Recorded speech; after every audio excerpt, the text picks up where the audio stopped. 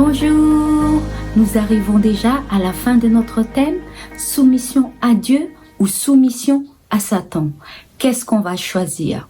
Le premier jour, on a vu la vérité ou le mensonge. Qu'est-ce qu'on va croire? La parole de Dieu qui est la vérité ou les mensonges que Satan sème dans ce monde? Et le deuxième jour, on a parlé de la loi de Dieu et de la loi de la jungle. Qu'est-ce qu'on préfère suivre? La loi de Dieu qui nous mène sur ce chemin de la vérité ou la loi de la jungle, la loi de plus fort que Satan met en place sur cette terre? Le troisième jour, nous avons vu la crainte de Dieu ou avoir peur de Satan. Quand on craint Dieu, quand on respecte Dieu, quand on a Dieu dans notre vie, on n'a plus à avoir peur de Satan car Jésus a triomphé face à Satan. Donc quand on est avec Christ, on est plus que vainqueur. Et hier, nous avons vu le bien ou le mal, qui nous introduit déjà pour notre thème d'aujourd'hui, qui est la vie et la mort. Notre choix d'aujourd'hui, si on choisit de faire le bien, si on accepte Jésus dans notre vie, on aura cette vie éternelle. Par contre, si on fait le choix de rester dans notre nature pécheresse, là, la conséquence sera autrement.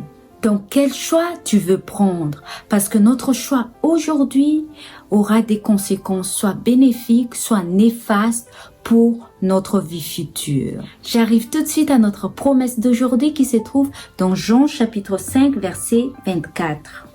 En vérité, je vous le dis, celui qui écoute ma parole et qui croit à celui qui m'a envoyé a la vie éternelle et ne vient point en jugement, mais il est passé de la mort à la vie.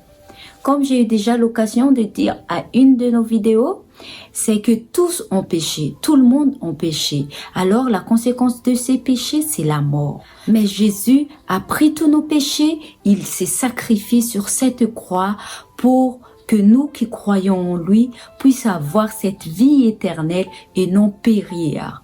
Donc, le choix que nous faisons aujourd'hui, d'après notre promesse d'aujourd'hui, c'est que si on choisit de croire en Dieu, de suivre le bien, de suivre cette vérité, le chemin de cette vérité, nous allons avoir cette vie éternelle. Et nous allons être sauvés de cette mort éternelle. Mais nous allons avoir cette récompense qui est la grâce, un don de Dieu qui est la vie éternelle. Mais par contre, si on n'accepte pas cette vérité, si on choisit de rester dans notre nature pécheresse, il y aura ce jugement qui va causer des conséquences néfastes dans notre vie future. Pour mieux développer cela, nous allons lire tout de suite dans Matthieu chapitre 7, versets 21 à 23. Ceux qui me disent « Seigneur, Seigneur », n'entrera pas tous dans le royaume des cieux, mais celui-là seul qui fait la volonté de mon Père qui est dans les cieux. Plusieurs me diront en ce jour-là, Seigneur, Seigneur, n'avons-nous pas prophétisé pour ton nom? N'avons-nous pas chassé des démons par ton nom? Et n'avons-nous pas fait beaucoup de miracles par ton nom? Alors je leur dirai ouvertement, je ne vous ai jamais connu, retirez-vous de moi, vous qui commettez l'iniquité. Ce verset nous incite à voir la chose en réalité.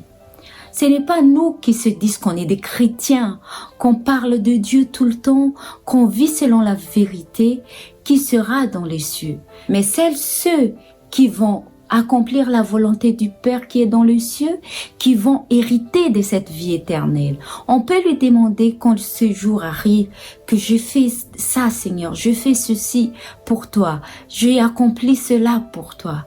Mais Jésus ne peut pas nous reconnaître parce que nous n'avons pas accompli la volonté du Père ici-bas. Beaucoup de versets dans la Bible qui parlent de cette vie éternelle, parce que c'est là notre espérance. C'est un don de grâce accordé par Dieu par le moyen de notre foi en Jésus. Donc Dieu a accompli sa part. Maintenant, c'est à nous d'accomplir la nôtre pour qu'on puisse atteindre ce but final qui est la vie éternelle. Cette semaine, nous avons eu quelques conseils pour nous emmener vers ce chemin du salut qui est le royaume de Dieu. Quel choix nous allons faire? Qu'est-ce qui nous bloque pour pouvoir avancer pour atteindre ce but final? C'est nous qui connaissons qu'est-ce qui nous empêche encore d'atteindre ce but. Ma prière pour nous, c'est que nous puissions laisser le Saint-Esprit de nous convaincre de tous nos péchés ou de tout ce qui nous éloigne de Dieu, afin que nous puissions avoir accès à cette vie éternelle, pour qu'on puisse hériter de cette vie éternelle. Telle est ma prière pour nous, que nous puissions tous être présents quand Jésus va revenir pour passer l'éternité ensemble avec notre Seigneur et Sauveur. Que Dieu nous bénisse tous et je vous donne donc rendez-vous à lundi pour des nouveaux thèmes. Bon week-end à tous et bon sabbat. Au revoir.